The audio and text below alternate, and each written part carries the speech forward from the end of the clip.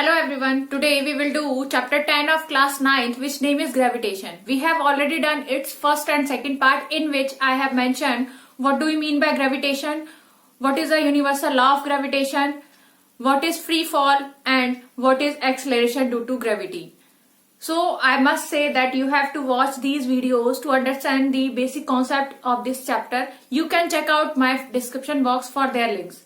Okay, today we will do the following topics. First one is mass and second one is weight. So let's start. What is mass?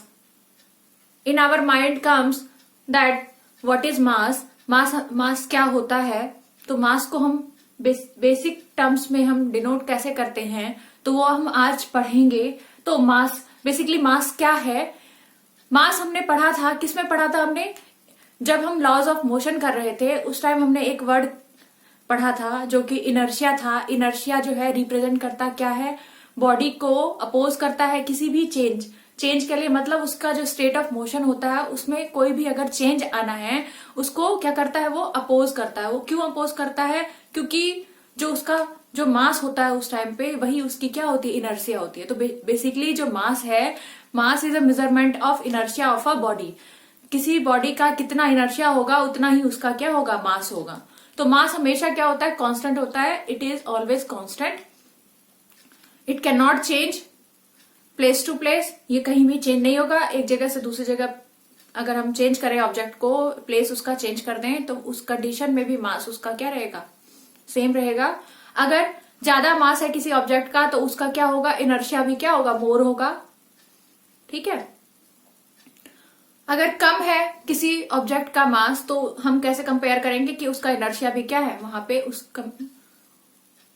उसका जो है inertia भी क्या होगा? कम होगा as compare to अगर मास कम है तो ऑब्जेक्ट का.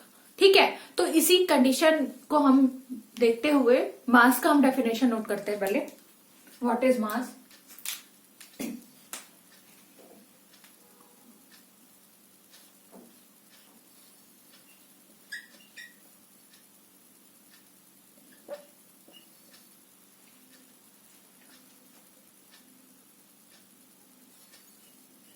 It is a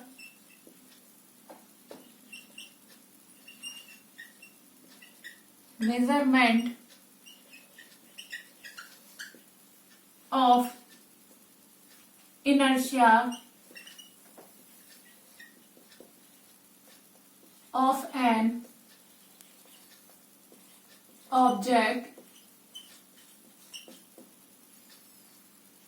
when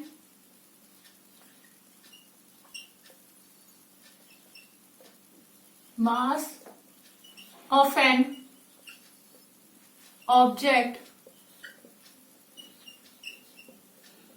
is greater than the inertia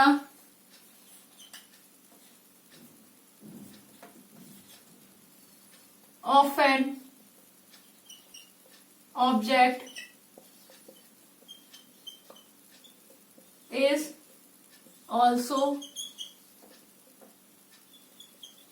more. Okay. और इसका उल्टा भी होता है. अगर ऑब्जेक्ट का क्या होगा? मास कम होगा. If mass of an object is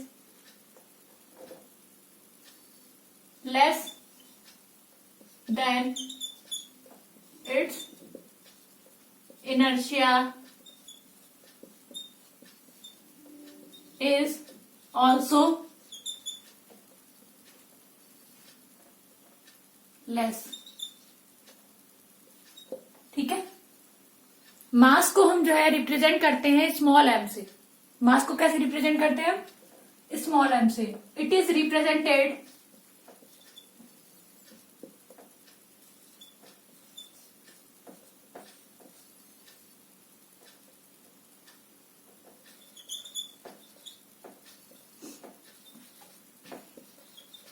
bye small M. ठीक है. मास का जो यूनिट होता है वो क्या होता है, हमने बहुत बार यूनिट्स जो निकाले हैं अलग अलग क्वांटिटीज के, जैसे फोर्स हो गया, उसमें भी हम मास का यूनिट निकाल रहे थे। तो मास का यूनिट बेसिकली क्या होता है, मास को मेजर करते हैं हम किलोग्राम्स में। ओके, तो मास का यूनिट क्या है हमारा, किलोग्राम। तो अगर हम यूनिट ऑफ मास की बात करेंगे तो वो क्या हो जाएगा, किलोग्राम। ठीक है, मास जो है वो क्या होता है, कांस्टेंट होता है, वो चेंज नहीं होता। ठीक है, तो हम यहां पे लिख सकते हैं it's value remains constant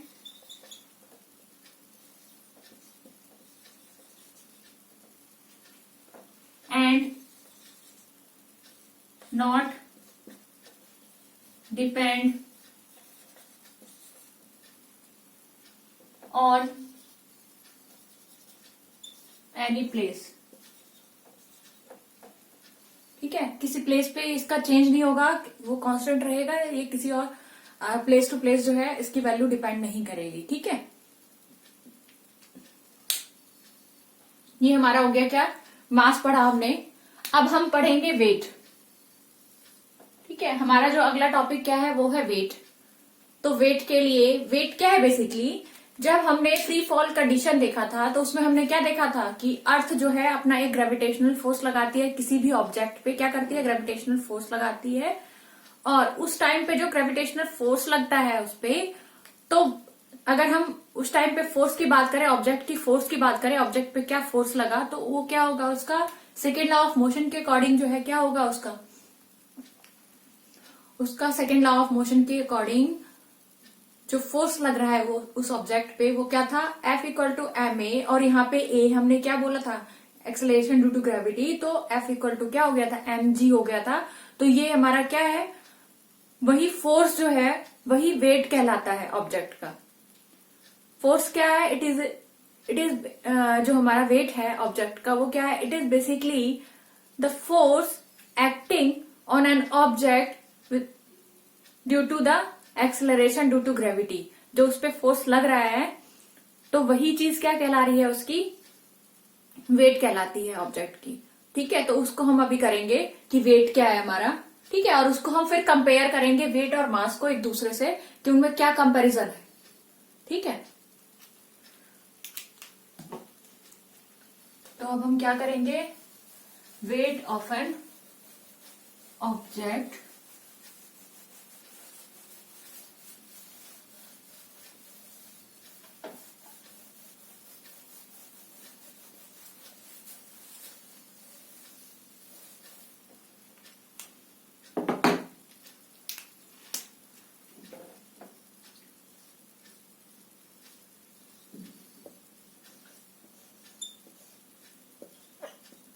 wait क्या होता है, it is a product of mass and acceleration due to gravity of an object. ठीक है, ये क्या है, ये एक फोर्स अप्लाई जब होता है ऑब्जेक्ट के ऊपर और उस पे क्या होता है, फोर्स अप्लाई हो रहा है, मीन्स कि उस पे ग्रेविटेशनल फोर्स लग रहा है, अर्थ ग्रेविटेशनल फोर्स लग रहा है। उस टाइम पे उस पे जो एक्सेलरेशन प्रोड्यूस हुआ है वो क्या है, स्मॉल जी है। ठीक है, और वो जो फोर्स है, फोर्स क्या है हमारा, M A, mass into acceleration means mass into G. तो mg जो हो गया वो क्या हो गया, वो जो टोटल फोर्स लगा ऑब्जेक्ट पे वही उसका क्या कहलाता है, वेट कहलाता है। ठीक है, तो वही हम यहाँ पे लिख रहे हैं कि जो हमारा वेट है वो क्या है, it is a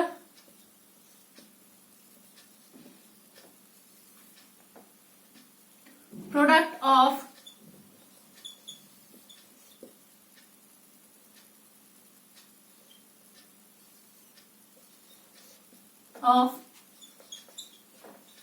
mass and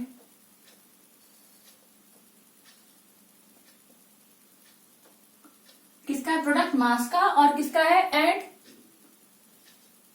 acceleration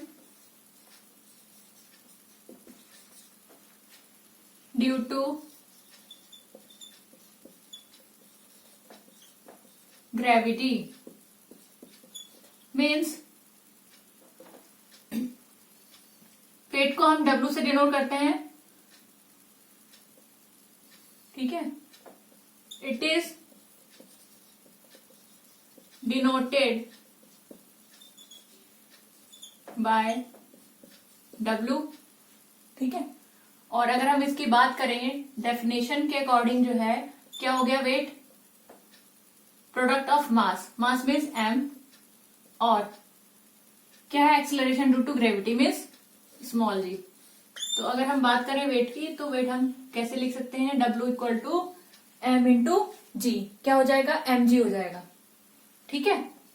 इस कंडीशन में एक्सेलरेशन का कुछ ना कुछ क्या होगा, डायरेक्शन होगा, और मास का भी, मास का जो है वैल्यू होता है, ठीक है। तो ये अगर हम बात करें ये कौन सी क्वांटिटी है, ये हमारी वेक्टर क्वांटिटी होगी। वेक्टर क्वांटिटी मैंने आपको फर्स्ट जो हमारा मोशन चैप्टर पार्ट था उसमें मैंने आपको समझाया था व्हाट इज वेक्टर क्वांटिटी।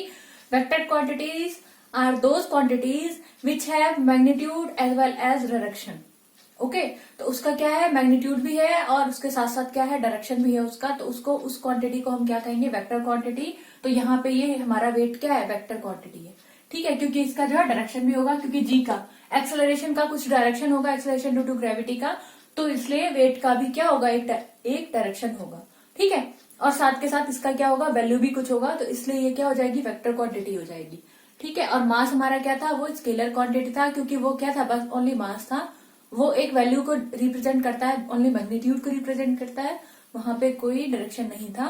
तो उसको हम अभी कंपेयर में करेंगे, ठीक है। यहाँ पे हमने क्या किया, वेट जो है हमारा ऑब्जेक्ट का वो क्या होता है, product of mass and acceleration. और हम यहाँ पे ये भी बोल सकते हैं when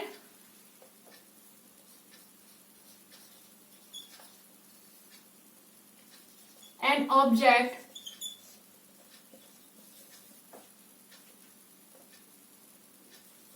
is fall towards downward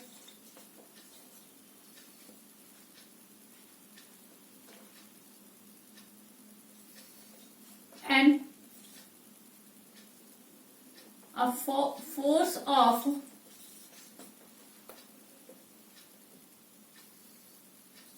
attraction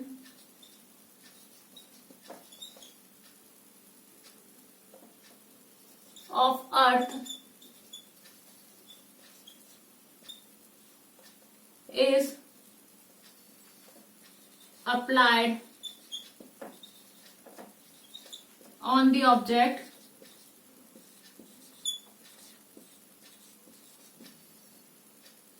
and this force of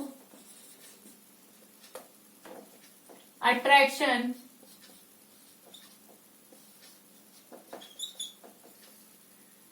is the weight of an object। क्या हो रहा है, when an object is fall towards the downward, जब कोई ऑब्जेक्ट क्या होता है, टुवर्ड्स द डाउनवर्ड, नीचे की तरफ वो फॉल करने लगता है, तो उस टाइम पे क्या होगा, a force of attraction of earth. Earth ने क्या लगाया होता है, फोर्स ऑफ अट्रैक्शन लगाया होता है, अपना फोर्स ऑफ अट्रैक्शन लगाती है, जो ग्रेविटेशनल फोर्स लगाती है। तो उस टाइम पे क्या होता है, applied on the object, object के ऊपर लगता है, and this force of attraction is the weight of an object. यही फोर्स ऑफ अट्रैक्शन क्या होता है, वेट होता है, किसका, ऑब्जेक्ट का होता है। तो इसको हम F इक्वल टू हमारा क्या था, अकॉर्डिंग टू, अगर हम सेकेंड लॉ की बात करें, सेकेंड लॉ ऑफ मोशन की बात करें, तो उसमें हमारा क्या था,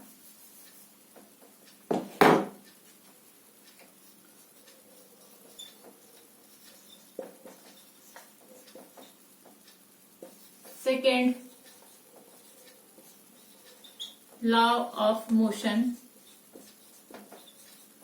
उसके अकॉर्डिंग क्या था, F equal to M A. और यहां पे हम ए क्या है हमारा, प्रोड्यूस क्या हो रहा है, acceleration due to gravity produce हो रहा है। हमने अर्लियर जो हमारा पार्ट सेकंड था उसमें हमने पढ़ा था, इस चैप्टर के पार्ट सेकंड में वीडियो में हमने पढ़ा था ये कि यहाँ पे क्या हो रहा था, कौन सा एक्सेलरेशन लग रहा होता है, एक्सेलरेशन ड्यू टू ग्रेविटी, क्योंकि यहाँ पे अर्थ के थ्रू एक्सेलरेशन प्रोड्यूस हो रहा है।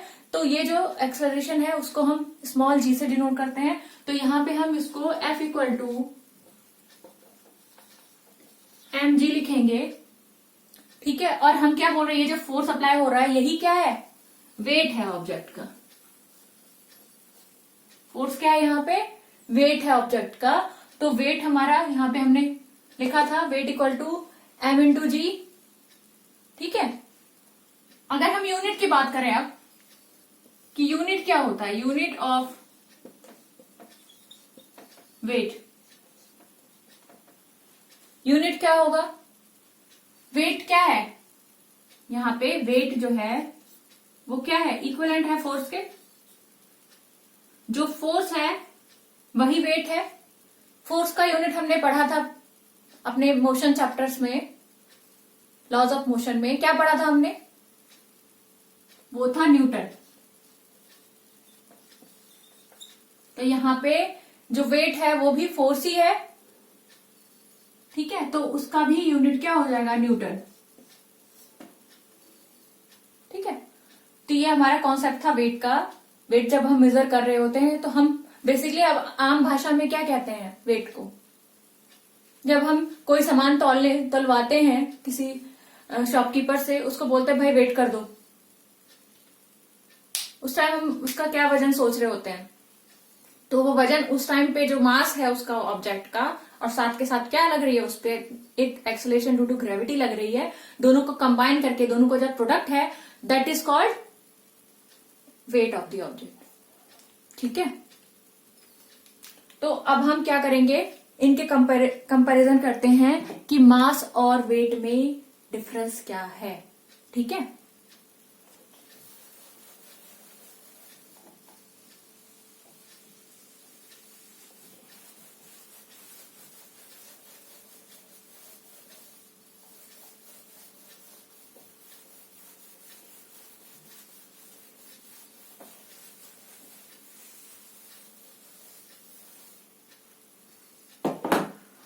What is the difference between the mass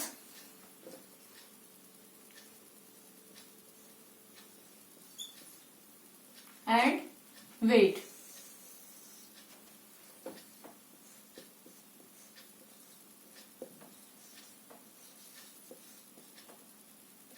ठीक है।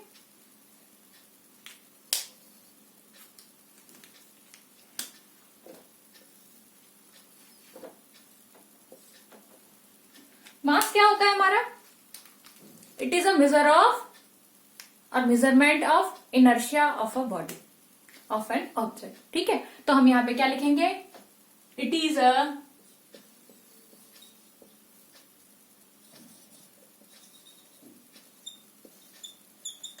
Major of inertia of an object, ठीक है। अगर हम वेट की बात करें तो वेट क्या है, it is a product of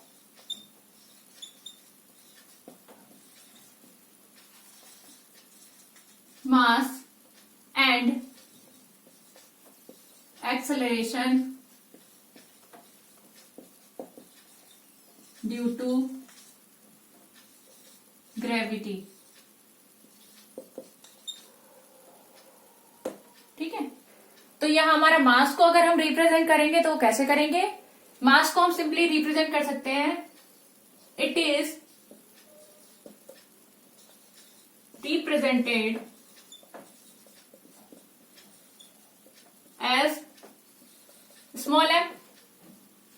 और यहां पे ये क्या होगा, ये हमारा फर्स्ट पॉइंट था, ये सेकंड पॉइंट है इसका, ये फर्स्ट पॉइंट है, अब इसका सेकंड पॉइंट इसके कंपैरिजन में ये कैसे रिप्रेजेंट होता है, it is represented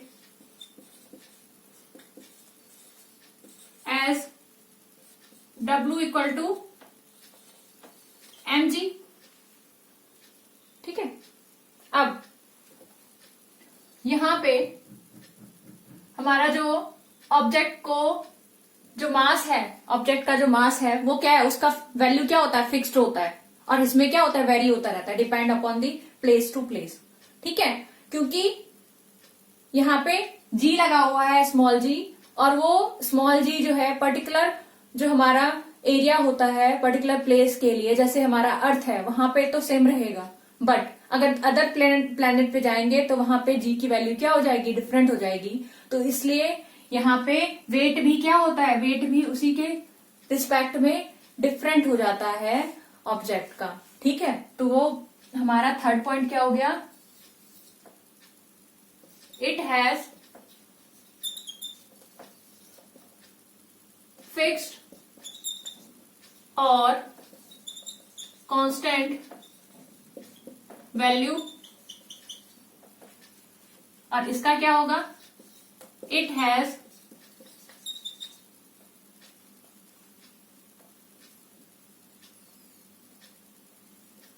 its value depend upon place to place. Its value depend upon place to place because the value of G is constant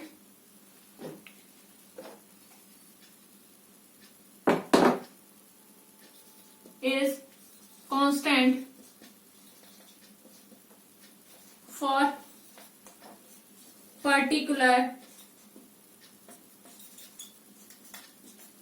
place and vary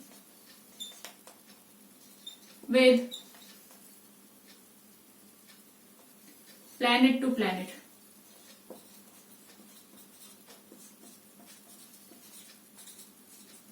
ठीक है, planet to planet क्या हो जाता है, उसकी values जो है change हो जाती है। अदर प्लैनेट पे, अदर दूसरी जगह पे जो है क्या होगा, चेंज हो जाएगी जी की वैल्यू। इसलिए जो है जो वेट है उसका क्या हो जाएगा, वेट भी चेंज हो जाएगा ऑब्जेक्ट का। ठीक है, तो अब हम यहाँ पे फोर्थ कंपैरिजन कर सकते हैं क्या, कि ये क्या है, एक स्केलर क्वांटिटी है, it has only magnitude, it is a scalar quantity, it has only magnitude. ठीक है, और इसमें क्या लिख सकते हो आप, it is a vector quantity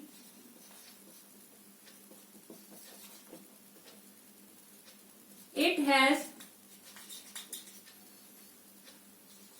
magnitude as well as direction also। Fifth में आप जो है वो रिप्रेजेंट कर सकते हो कि इसका यूनिट क्या है, यूनिट ऑफ स्मॉल एम क्या है, यूनिट ऑफ मास क्या हो गया, हमारा यूनिट ऑफ मास क्या है, किलोग्राम। और अगर हम इसके यूनिट की बात करें तो क्या है हमारा, यूनिट ऑफ वेट क्या हो गया हमारा, अभी हमने पढ़ा था न्यूटन।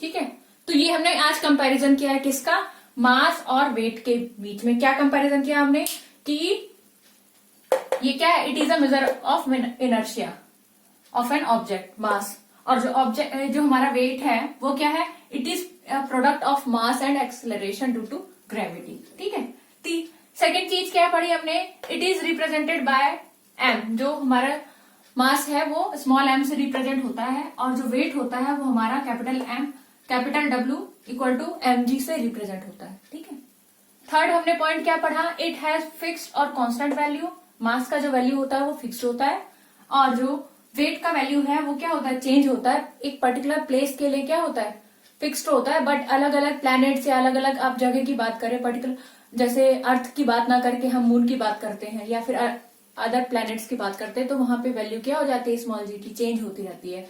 तो उसके अकॉर्डिंग जो है वेट भी ऑब्जेक्ट का क्या होगा, चेंज होगा। इसको अभी हम करेंगे, मून से कंपेयर करेंगे अर्थ के वेट को, ठीक है। फोर्थ हमारा क्या है, it is a scalar quantity, it has only magnitude. इसका क्या है, जो हमारा मास होता है उसका ओनली मैग्नीट्यूड होता है, एक स्केलर क्वांटिटी है ये, ठीक है। जो वेट है हमारा वो क्या है, it has a vector quantity. ये क्या है, it is a vector quantity. ये क्या है, एक वेक्टर क्वांटिटी है। क्यों, क्योंकि इसका जो है मैग्नीट्यूड एज वेल एज इसकी डायरेक्शन होती है, ठीक है। यूनिट ऑफ मास, मास का यूनिट क्या होगा, किलोग्राम होगा। और अगर हम यूनिट बात करें किसकी, वेट की, तो वो क्या होगा, न्यूटन, ठीक है। तो ये आज का डिफरेंस था, इसमें हमने डिफरेंस किया मास एंड वेट के बीच में, ठीक है। अब हम क्या करने वाले हैं, now we will do the comparison between the weight of an object on the moon and earth. हम क्या करेंगे, कंपैरिजन करेंगे weight of the object, object के वेट का, किसके साथ, मून के साथ। मून पे कितना है वेट उस ऑब्जेक्ट का, और वही सेम ऑब्जेक्ट का वेट जो है उस पे कितना है, किस पे, अर्थ पे, ठीक है। तो ये कंपैरिजन हम करने वाले हैं अभी, ठीक है।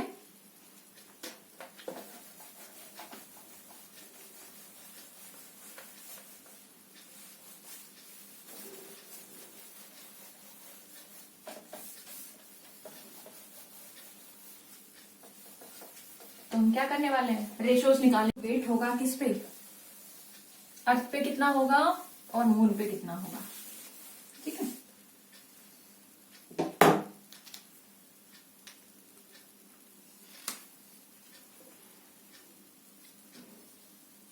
Ratio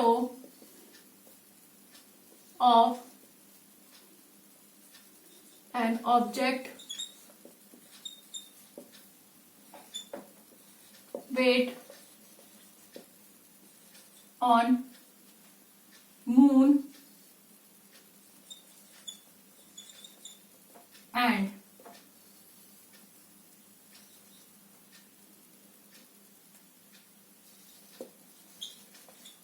weight of object on earth. तो हम रेशो निकाल रहे हैं किसका, weight of object on moon, moon पे ऑब्जेक्ट का वेट कितना है, और weight of object on earth, earth पे वेट कितना है किसका, एक पर्टिकुलर ऑब्जेक्ट मान लिया हमने। तो हम इसको सपोज कर लेते हैं, suppose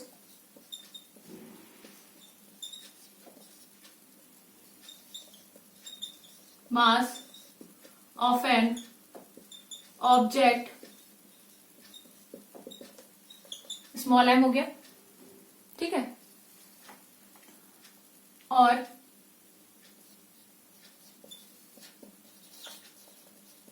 weight of an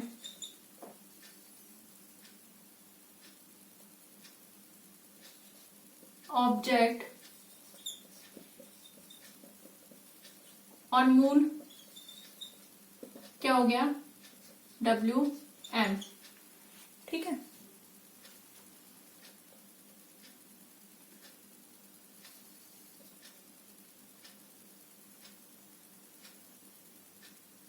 radius of moon क्या हो जाएगा, RM, रेडियस हो जाएगा, ठीक है।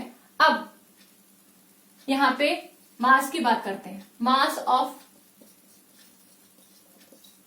मून क्या हो जाएगा, MM हमने रिप्रेजेंट कर दिया, ठीक है। अब इस कंडीशन में अगर हम निकालते हैं यूनिवर्सल लॉ ऑफ ग्रेविटेशनल, जो यूनिवर्सल लॉ ऑफ ग्रेविटेशन हमने के अकॉर्डिंग हमने फोर्स जो निकाला था, फोर्स ही क्या है हमारा, फोर्स ऑफ अट्रैक्शन ही तो वेट है ना। ऑब्जेक्ट पे जो फोर्स ऑफ अट्रैक्शन लग रहा है अर्थ के थ्रू या मून के थ्रू, वही उसका क्या होगा, वेट होगा ऑब्जेक्ट का। तो उस कंडीशन में हम क्या कर रहे हैं, यहाँ पे फोर्स ऑफ अट्रैक्शन निकाल रहे हैं अकॉर्डिंग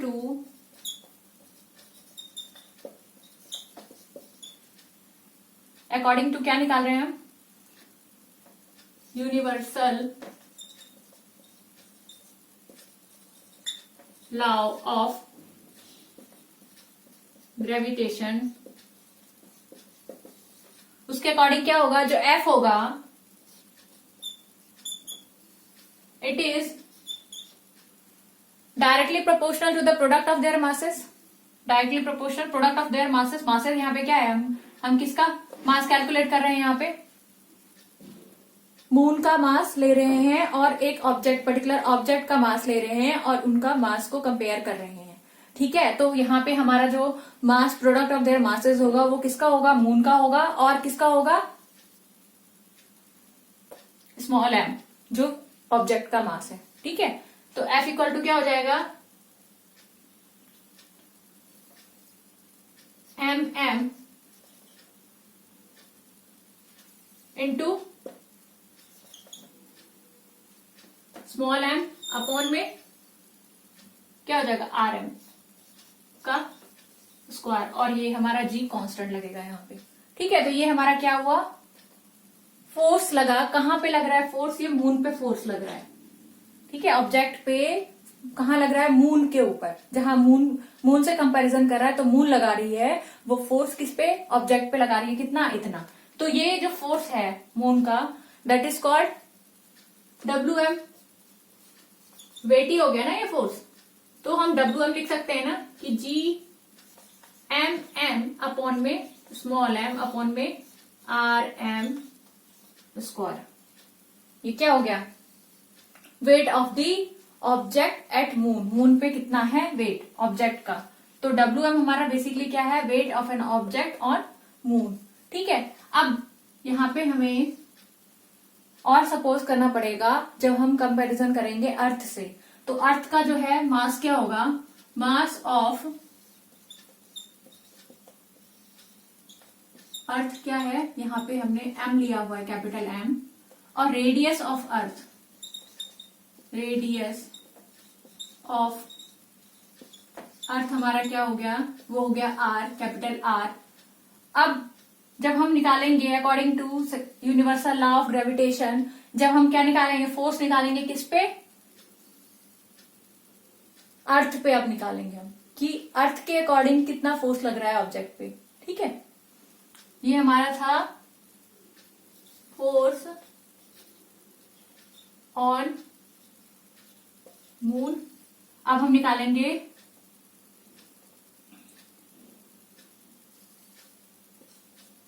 फोर्स ऑन अर्थ। कितना लगा, अर्थ ने कितना फोर्स लगाया ऑब्जेक्ट पे, वो क्या हो जाएगा यहाँ पे, वेट ऑफ ऑब्जेक्ट ऑन अर्थ, उसको हम रिप्रेजेंट करेंगे WE से। E स्टैंड्स फॉर अर्थ, और WM में क्या था, M स्टैंड्स फॉर मून। ठीक है, तो हम क्या निकाल रहे हैं यहाँ पे, force on earth due to universal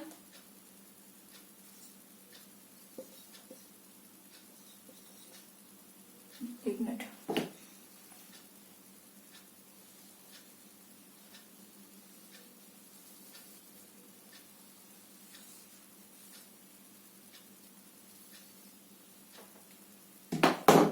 wait of the object on earth कितना हो गया, WE हो गया। ठीक है, अब हम according to universal law of gravitation जाते हैं।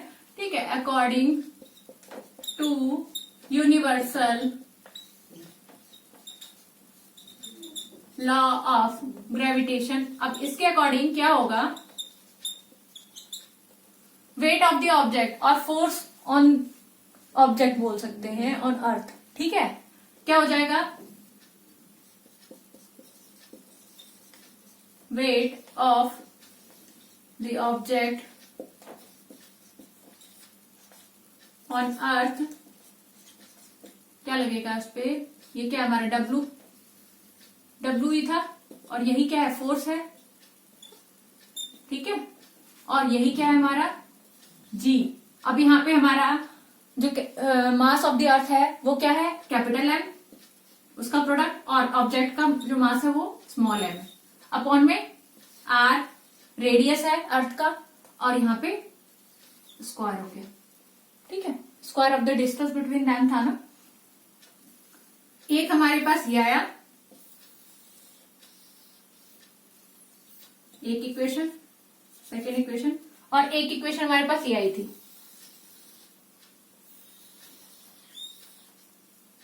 फर्स्ट इक्वेशन, ठीक है। जब हम फर्स्ट डिवाइडेड बाय सेकेंड करेंगे ना, तो हमारे पास क्या आएगा, रेशियो आ जाएगा, किसका, weight of the moon, weight of the object at moon, moon पे कितना है वेट ऑब्जेक्ट का, और weight of the object at earth, earth पे कितना है वेट उस ऑब्जेक्ट का, ठीक है। उसका रेशियो अगर निकालते हैं हम, तो हमारे पास क्या आएगा यहाँ पे, डब्ल्यू एम अपॉन में डब्ल्यू ई, ठीक है, और हमारे पास क्या आएगा, जी जी जो है कैंसिल हो जाएंगे आपस में, और एम एम भी कैंसिल हो जाएगा, अभी हम देखते हैं कैसे, G M M capital R M square, और यहाँ पे हमारे पास क्या है, जी एम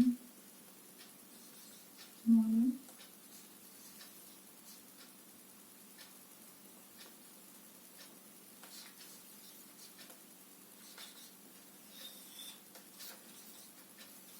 ठीक है, यहाँ पे जी जी कैंसिल हो गए, ये स्मॉल एम से कैंसिल आउट हो गया, तो हमारे पास क्या बचा यहाँ पे, एम एम एम इंटू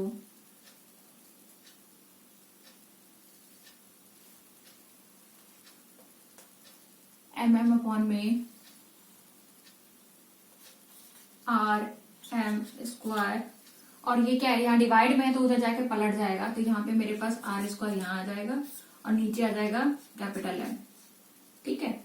अब क्या करेंगे, जब हम वैल्यू रखेंगे, आर स्क्वायर क्या है, अर्थ का रेडियस है, और यहाँ पे अर्थ का मास है, ये हमारा क्या हो गया, मून का मास हो गया, और मून का रेडियस हो गया। जब हम ये वैल्यूज रखते हैं तो हमारे पास जो वैल्यू आती है वो आती है 1/6, ठीक है, क्या आती है वैल्यू, 1/6 आती है। और इससे हमें क्या पता चलता है कि जो हमारा WM है अपॉन में WE इक्वल टू 1/6 आया हमारे पास, यही हमारा क्या है, रेशियो निकला, किसके बीच में, weight of the object at moon and weight of the object at earth, कितना होता है, 1/6 होता है ये रेशियो, ठीक है। और आप इसको ऐसे भी लिख सकते हो, जो हमारा WM है वो क्या है, 1/6 WE। इसका मतलब क्या हुआ कि जो ऑब्जेक्ट का जो वेट था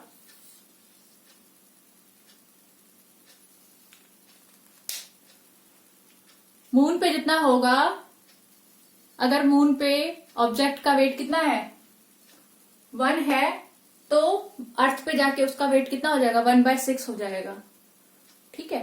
तो ये क्वेश्चन न्यूमेरिकल्स वगैरह में आप इसको यूज करोगे, इस कॉन्सेप्ट को, ठीक है। ये बहुत इंपॉर्टेंट कॉन्सेप्ट है, तो इसको आप ध्यान से एक बार मेमोराइज कर लो, ठीक है। यहाँ पे हमने सपोज क्या किया हुआ है, mass of an object suppose किया हुआ है, एम है, small M, weight of an object on moon, moon पे जो वेट है ऑब्जेक्ट का वो क्या है, WM है, ठीक है। रेडियस ऑफ मून हमने सपोज क्या किया है, RM है, मास ऑफ मून क्या हो गया, कैपिटल M, और हमने मून को डिनोट किया है स्मॉल m से यहाँ पे, ठीक है। फिर यहाँ पे हमने अकॉर्डिंग टू यूनिवर्सल लॉ गए, तो फोर्स कितना लग रहा है,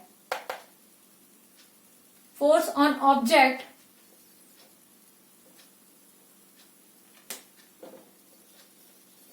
ऑब्जेक्ट एट मून। ठीक है, मून पे उस ऑब्जेक्ट पे फोर्स कितना लग रहा है, वो इक्विवेलेंट किसके हो जाएगा, डब्ल्यू के वेट के इक्विवेलेंट हो जाएगा। जो हमारा यूनिवर्सल लॉ ऑफ ग्रेविटेशन है उसके अकॉर्डिंग क्या हो जाएगा, वेट ऑब्जेक्ट का क्या हो जाएगा, WM equal to GMM upon में R² RM²। और ऐसे ही हमने अर्थ पे निकाला उसका ऑब्जेक्ट का कितना ग्रेविटेशन लग रहा है उस पे, यूनिवर्सल लॉ ऑफ ग्रेविटेशन, तो उसके अकॉर्डिंग हमने उसका वेट निकाल लिया और हमने दोनों का रेशियो निकाला। तो हमारे पास क्या है, WM equal to 1/6 WE।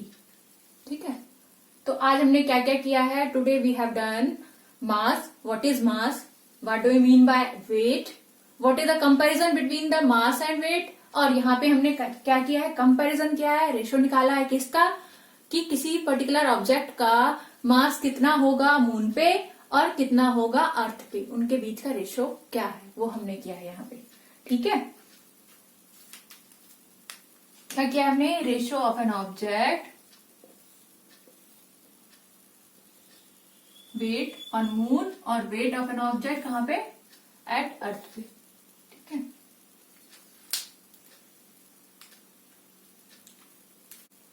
So look forward for the next video. Thanks for watching. Bye everyone.